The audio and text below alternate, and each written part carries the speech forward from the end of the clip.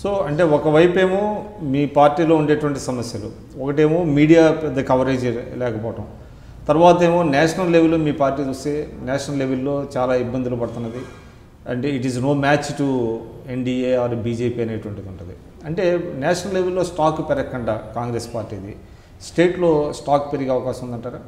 తప్పనిసరి పెరుగుతాయండి. ఇప్పుడున్న అధికారంలోకి వచ్చిన పార్టీలు గతంలో ఏముండేయండి? నేషనల్ లెవెల్లో ఉండేనా లేకపోతే స్టేట్ లెవెల్లో ఉండేనా? ఇప్పుడున్న భారతీయ జనతా పార్టీ భారతదేశంలో అన్ని రాష్ట్రాల్లో అధికారం ఉండేనా? భారతదేశంలో కాంగ్రెస్ పార్టీకి సమానంగా ధీటైన సీట్లు ఉండేనా? ఏమీ లేకుండా అధికారంలోకి వచ్చేసింది.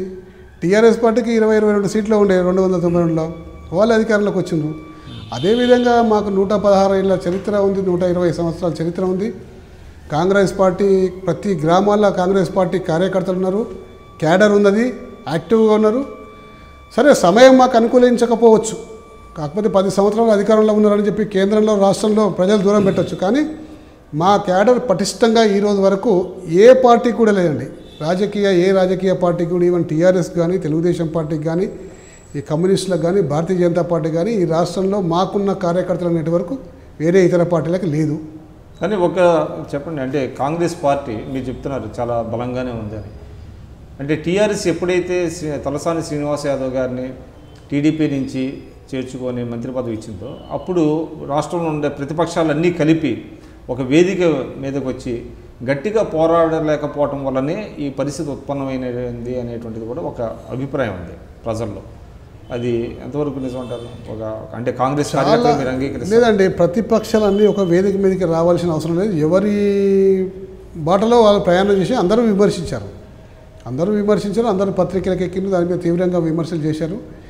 ఏ కార్యక్రమమైన రాష్ట్రంలో అధికార పార్టీకి వ్యతిరేకంగా ప్రతి పొలిటికల్ పార్టీ కార్యక్రమాలు చేస్తుంది, కానీ వాటి యొక్క ప్రాముఖ్యత ఎక్కువగా ఇవ్వకుండా వాటిని చిన్న సైజ్ సింక్ చేసి, లేకపోతే నాకు ప్రాముఖ్యత లేనట్టుగా ఆ రైటప్లో కూడా రాసే విధానం ఉంటుంది. ఆ రాసే విధానంలో కూడా ప్రజల్ని ఆకట్టుకునే విధంగా పదజాలం వాడకుండా ఏదో మామూలు పొడి పదజాలం వాడేసి నడిపిస్తున్నాయి.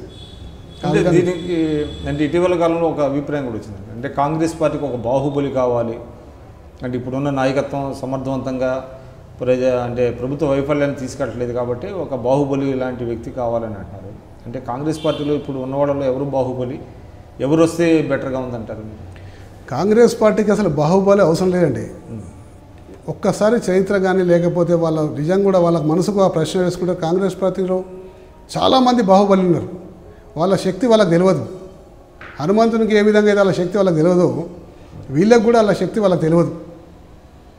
కాంగ్రెస్ పార్టీకి బాహుబలికి అవసరమే లేదు.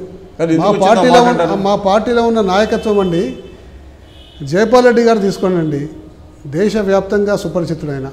ఆయనకున్న మంచి పేరు ఇంకెవరికి లేదు. జానారెడ్డి గారు తీసుకోండి, జానారెడ్డి గారికి ఇన్ని సంవత్సరాలు ఇన్ని మంత్రి పదవులు చేసినా కానీ ఎక్కడ కూడా ఒక మచ్చ అనేది లేదు, మచ్చలేని నాయకుడు.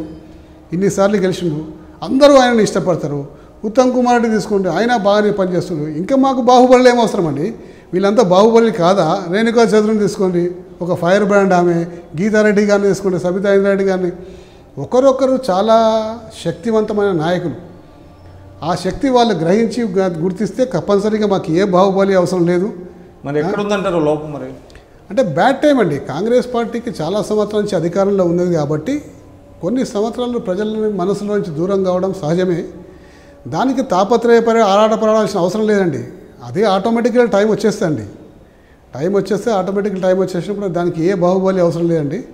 అందరూ కూడా సిద్ధమవుతారు యుద్ధంలో ఖచ్చితంగా జయిస్తారు.